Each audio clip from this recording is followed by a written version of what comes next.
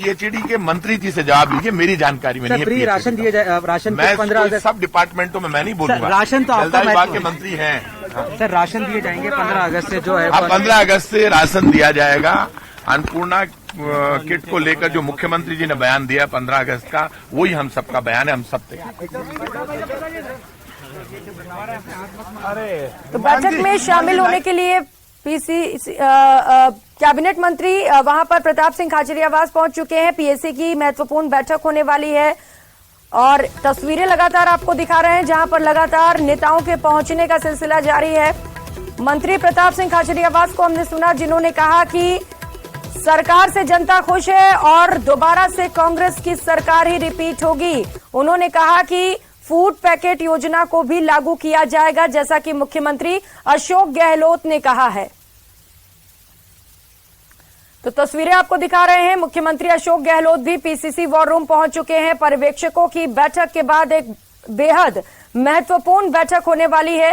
PAC की बैठक होगी। बाबूलाल सेवगी हमारे साथ जुड़ चुके हैं। बाबूलाल, लगातार हम नेताओं को सुन रहे हैं जो पहुंच रहे हैं बैठक के लिए। दावे किए जा रहे हैं कि जो काम हमने किए उससे सरकार जरूर रिपीट होगी।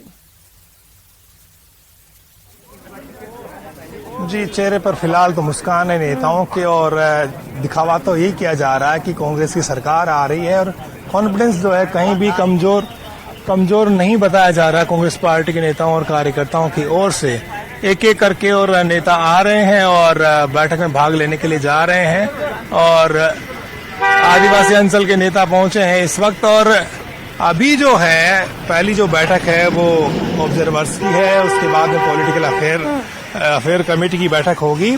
सचिन पायलट भी बैठक में भाग लेने के लिए आ गए हैं। तो एक बड़ा मौका है, एक शुरुआत, एक आगाज किया कांग्रेस पार्टी ने। टिकटों की कवायद के लिए आज इस दिन को चुना गया है क्योंकि ज्यादा दिन अब बचे नहीं, चुनाव में 5 महीने से भी कम वक्त रह गया। तो ऐसी सूरत में कांग्रेस पार्टी होमवर्क पूरा कर लेना चाहती है और जो कमियां हैं पार्टी के सामने उनको दूर करने की कोशिश शुरू हुई है। ऑब्जर्वर्स पैनी निगाह रखेंगे, क्लोज आई रखेंगे एक तरह से धरातल पर क्या हो रहा है, कहाँ दिक्कतें पेश आ रही हैं, कौन खेल बिगाड़ सकता है और कौन खेल बना सकता है।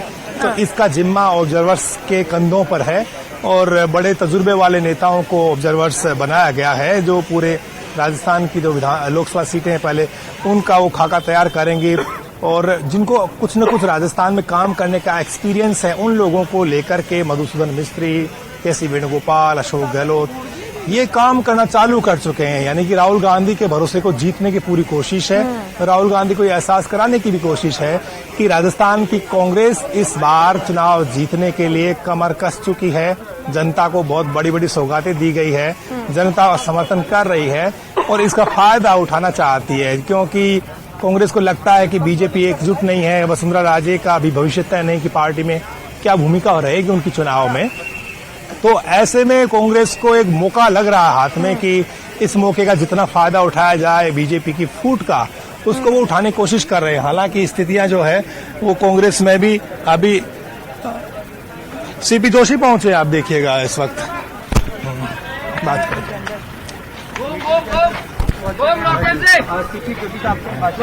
और लालचंद कटारिया भी आए हैं। सर इम्पोर्टेंट मीटिंग है सर इम्पोर्टेंट मीटिंग है। आप देखिए सीपी जोशी साहब जो है वो हमने मीडिया से बात की। आप तो बोल जाइए, इम्पोर्टेंट बैठक है सर आज। आके बताते हैं, तो देखिए आके बताते हैं। पहले बैठक में भाग लेंगे उसके बाद में ही आकर के नेता बताएंगे क्योंकि बड़ी महत्वपूर्ण बैठक है। और सीपी जोशी जो है बहुत तजुर्बे वाले नेता हैं और राहुल गांधी के साथ काम कर चुके हैं, कई राज्यों का जिम्मा संभाला है उन्होंने कांग्रेस के महासचिव पद पर रहते हुए, तो वो भी अपनी बात कहेंगे। तो कांग्रेस पार्टी पूरी तरह से इलेक्शन के मोड में आ गई है, काम कर रही है और लगातार मोड में है। लगातार बैठकों का दौर जारी है, नियुक्तियों का दौर जारी है, कमेटियां भी बनाई जा रही हैं। कुछ नेता अभी फिलहाल नहीं बोल रहे हैं, कह रहे हैं आके बताएंगे। लेकिन जिन नेताओं को हमने सुना, चाहे वो कृष्णा पुनिया हो या खाचरियावास को भी हमने सुना, जिस तरीके से वो योजनाएं गिना रहे हैं लगातार, एक बात साफ है कि बीजेपी पर निशाना साधने से ज्यादा, बीजेपी को घेरने से ज्यादा जो योजनाएं, जो काम किए गए हैं सरकार द्वारा, उसे लेकर मैदान में उतरेगी कांग्रेस।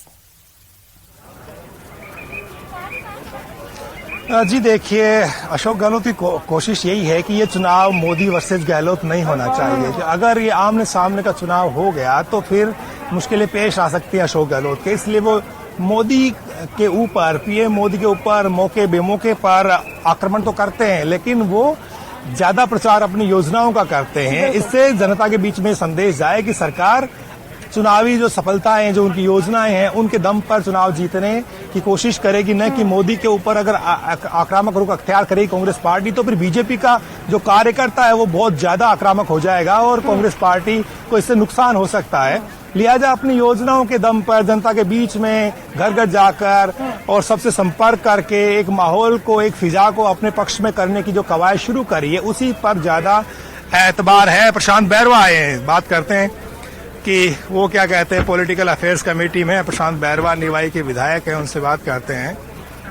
प्रशांत बैरवा, कितने कॉन्फिडेंट हैं आज जब बैठक होगी, आप क्या राय देंगे? देखिए, हमारी सरकार ने बहुत अच्छा काम किया है। आई थिंक जो 90% हमने जो घोषणा थी, चुनावी घोषणा थी, मैनिफेस्टो में थी, आई थिंक पूरी किए। हम प्रोफेशनली इलेक्शन में उतरने जा रहे हैं और आलाकमान हमारे साथ है। हमने अच्छी योजनाएं दी है, तो मैं समझता हूँ कि हमें रिपीट करने में इसमें कोई दिक्कत नहीं आई। जनता कह क्या रही है? आप धरातल की आवाज सुनकर के आ रहे होंगे, आवाज क्या आ रही जनता से? देखिए, हमने महंगाई जो भाजपा ने करी है उसको हमने कम करने की कोशिश। रामेश्वर डूडी कुछ बोल रहे हैं। हमने जो 4.5 साल में जो फ्लैगशिप योजनाएं लेके आए वो धरातल तक पहुंची है और इन योजनाओं का आम लोगों में एक बहुत बड़ा उत्साह है और इसी को लेकर हम चर्चा करेंगे किस तरीके से चुनाव का मैनेजमेंट करना है, किस तरीके से हमें जो चुनाव के अंदर जाना है, किस तरीके से जो हमारे जो कार्यकर्ता है उनको किस तरीके से बूस्टअप करना है। रामेश्वर डूडी की क्या भूमिका रहेगी पूरे विधानसभा चुनाव में, रणनीति में क्या भूमिका रहेगी, चुनाव लड़ने में कहाँ से चुनाव लड़ेंगे? देखो, ये हमारा सबका ध्येय और लक्ष्य है कि आने वाले 2023 के चुनाव जो है हमारा टारगेट है। हमने 5 साल के अंदर जो 4.5 साल में, इन 4.5 साल में हम एक दिन घर पे नहीं बैठे, चाहे कोरोना का कार्यकाल हो, चाहे और कोई काम हो, उसमें हमारा सबका एक ही था कि हमें वापस कांग्रेस को रिपीट करनी है। और राहुल गांधी जी ने जिस तरीके से पद यात्रा करी थी कन्याकुमारी से कश्मीर तक, उसमें करीब 450 किलोमीटर जो है राजस्थान के अंदर यात्रा चली थी। उस यात्रा का राजस्थान के अंदर बहुत बड़ा फायदा होगा, क्योंकि उस 450 किलोमीटर में राहुल गांधी ने जो कार्यकर्ता थे उनको बूस्टअप, उनको एक नई ऊर्जा, एक नया ताकत देने का काम किया और एक संदेश दिया, एक संकल्प दिया। उसी संदेश और संकल्प को लेकर हम गांव ढाणी खेत खलियान तक गए, हम वार्ड और कस्बे तक गए, उनमें राहुल गांधी जी के संदेश पहुंचाने का काम हमारे कार्यकर्ताओं ने एकता और संगठन से किया और उसका फायदा 2023 के अंदर मैं पूरा दावे के साथ में कह सकता हूं कि प्रदेश की जनता ने मन बना लिया और प्रदेश की जनता एकता और संगठन से वापस भारी बहुमत से राहुल गांधी जी के सपनों को साकार कर, इस हाथ को मजबूत कर और राजस्थान में कांग्रेस की सरकार रिपीट करे। रामेश्वर डूडी की क्या भूमिका रहेगी, कहाँ से चुनाव बदल रहे हैं? देखो, मैं बताऊं आपको, अभी बैठ के हमारे जो आला कमान है वो बैठ के सभी नेताओं का तय करेंगे किसको कहाँ से चुनाव लड़ना है, किसको क्या जिम्मेवारी देनी है। पार्टी जो नहीं ये भी कह देती है कि नहीं भाई आपको चुनाव नहीं लड़ना है, आपको ये काम करना है, तो पार्टी का आदेश सर्वोपरि है। पार्टी के नेता जिस तरीके से आदेश देंगे उस आदेश की पालना हम करें। हनुमान बेनीवाल के ऊपर आपने निशाना साधा कि वो सबसे बड़े, उनकी जो पार्टी है वो सियासी ठग है। देखो, मैं बताऊं आपको कि जिस तरीके से राजस्थान के अंदर थर्ड फ्रंट का कोई लेना देना नहीं है। मैंने ये बात करी थी, जिस तरीके से आरएलपी के नेता हैं, आरएलपी के जो लोग हैं, वो समाज को बांटने का काम कर रहे हैं, समाज के अंदर जो यूथ है उनको भटकाने का काम कर रहे हैं। तो इस बात को सोचना पड़ेगा, क्योंकि आरएलपी जो है वो भी जो है, हनुमान बेनीवाल जी की बात करो, वो किसानों के नेता हैं, गांव ढाणी से आते हैं, लेकिन उनको अपना सोच बदलना पड़ेगा। हमें आम आदमी की सबसे बड़ी जरूरत आज प्रदेश के जवान की जो है वो रोजगार की है। हमने 4.5 साल के अंदर उस जवान को रोजगार देने का काम किया है। हमने रोजगार मेले लगाए, आम आदमी को रोजगार देने का काम किया कि सबसे बड़ा जो काम है वो प्रदेश के जवान को सही रास्ते पे जो ना लाना और सही रास्ते पे लाके उसको रोजगार देना, ये हमारा ध्येय और लक्ष्य था। हम इसमें कामयाब हुए।